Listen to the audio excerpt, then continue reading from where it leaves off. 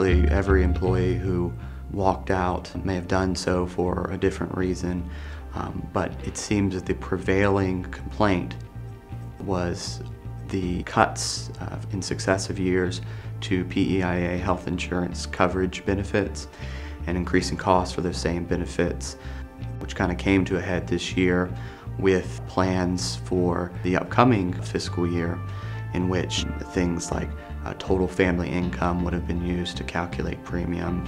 There was this much maligned Go 365 wellness program that would have been added on to what employees under the insurance coverage would have had to deal with.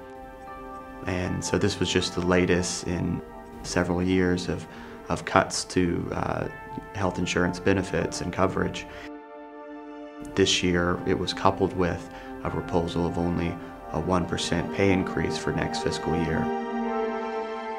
We have to be proactive as educators, I think, so that we have the bill in our hand.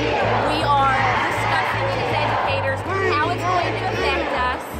We have to go and we have to be proactive in things.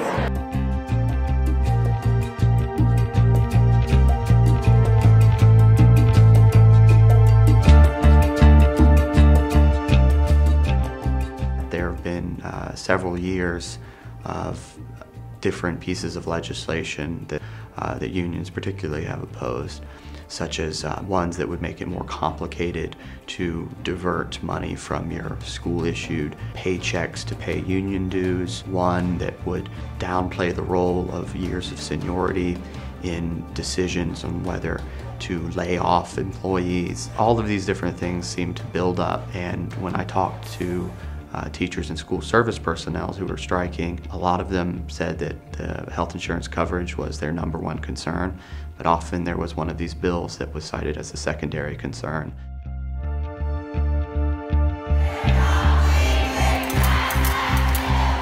Rising healthcare costs are making their lives unbearable. This teacher pay ranks 48th in the country. Last week, the governor signed off on a 4% followed by a 1% increase. But these teachers say that's not enough. But others not happy that the state didn't tackle the longer-term issue of closed public schools in West Virginia will come to an end. Is now over. Teachers will go back to work on Teachers Thursday. were warned the strike is illegal, Jeff. They face anything. You know, and if that's illegal, It does not have enough room in the budget. State can't afford anything more. Governor Jim Justice straight day. On Monday, thousands passed the West Virginia State Capitol grounds.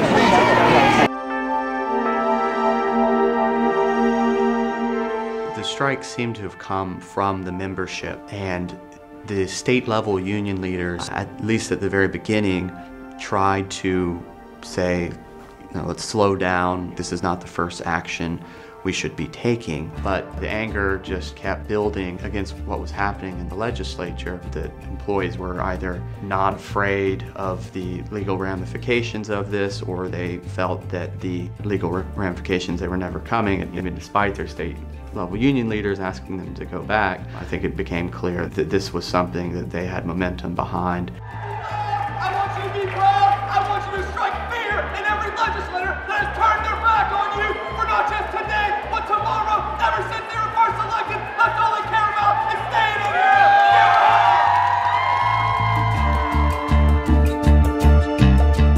here. The strike was the first teacher strike since 1990. It was the first statewide strike. It was the first strike to include not just teachers, but also public school service personnel, such as bus drivers and cooks and custodians and secretaries. So it was an unprecedented show of unity among these public sector employees, and it won not just raises for teachers and school service personnel, but again, it earned raises of 5% for state employees as well.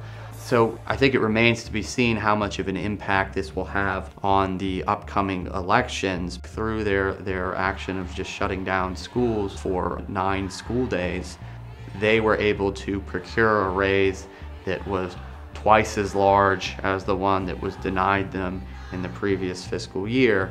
They were able to freeze benefits for all the way through mid-2019, which has been cited as a $29 million cost.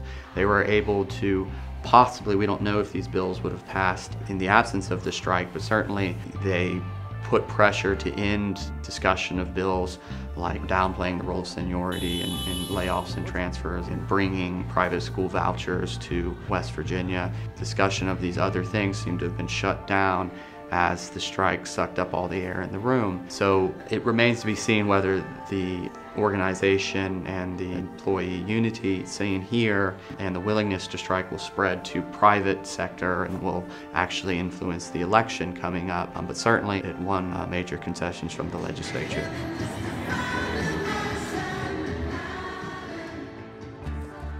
Whether the legislature cut certain programs in order to pay for the teacher pay raises and the benefit freeze, you could blame the school employees for pushing for that, or you could say to the legislature, I mean, you guys declined to increase taxes at all during this legislative session. We could have had all of the proposals in the governor's original budget. We could have avoided any Medicaid cuts that may have occurred or anything like that. We could have had free community and technical college for students had the legislature been willing to also raise taxes in addition to granting these pay raises and benefit freeze.